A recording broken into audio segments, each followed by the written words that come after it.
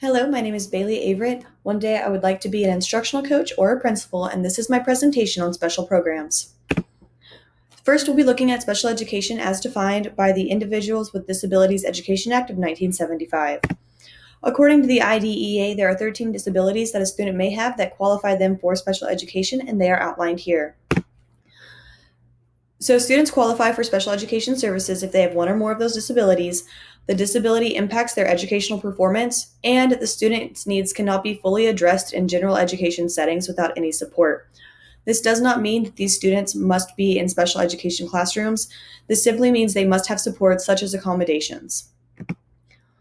So, what does special education provide? According to the National Education Association, these are the main services that special education can provide to students. It is imperative that both teachers and special education teachers fully understand all of these.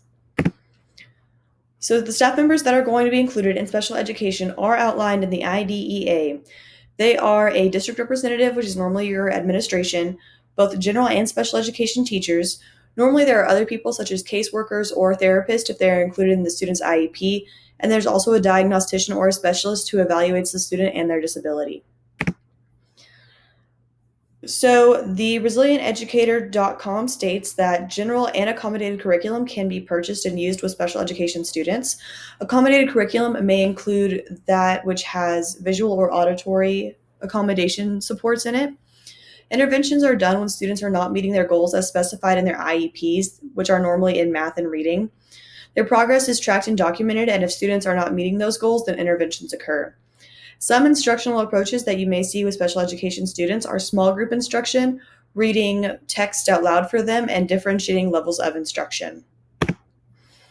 With monitoring and evaluation, it is imperative that teachers and special education teachers collect data and student work samples, frequently analyze this information, and see if the students are meeting the goals set in their IEPs.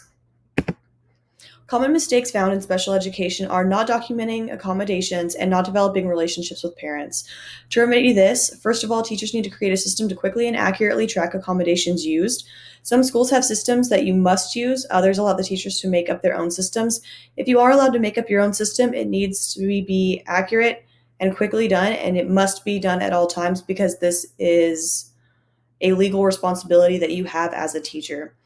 Secondly, parents are the biggest advocates for their students.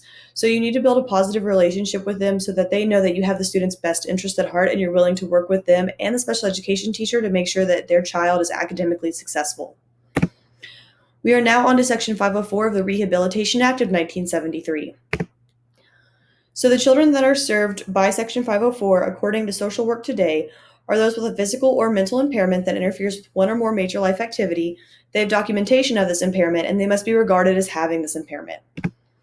Students qualify as long as the impairment exists, and they meet the criteria that is found on the following slide. When it comes to Section 504, it may not be a lifelong thing for these students. It could be that a student needs a wheelchair for a certain amount of time and needs to be accommodated for having that wheelchair, but once they no longer use it, they no longer need these accommodations. So 504 can provide a myriad of services that include but are not limited to note taking, extra time, seating with the instructor, ramps installed, lamps on desks, and the use of phones. We see this a lot with our diabetic students. The 504 services really depend on the student's impairment. So the staff members involved in 504 plans are unique to every child's situation, but what we normally see are the administration, teachers, counselors, nurses, and school psychologists. With curriculum, interventions, and instructional approaches, they look very similar to that of the special education students. When it comes to curriculum, they also can have general or accommodated curriculum.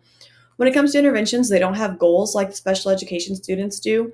However, it is up to the teacher to see that the student is not being successful in their academic attempts despite their accommodations and then to begin an intervention.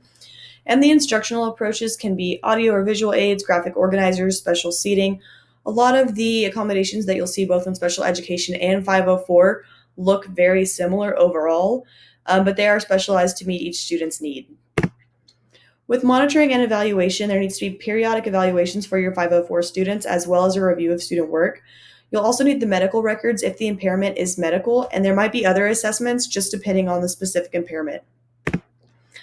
Common mistakes that teachers make when it comes to Section 504 are, first of all, not asking for help and then not realizing that the bulk of the responsibility falls on the general education teacher's shoulders in the implementation of the 504 plan.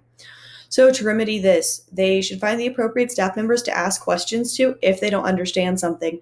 And secondly, they need to learn everything they can about 504 and stay updated on the laws and policies regarding these students and the services. Next, we have the difference between special education and 504 as outlined by understood.org. So, first of all, special education really only services those kids who have one of those 13 disabilities. Specific staff members must be included in their ARD meetings, their IEPs, and the implementation of their plans, and IEPs must be a written document. When it comes to Section 504, any disability can fall under this category. A variety of staff may be involved, and it's just dependent on the impairment.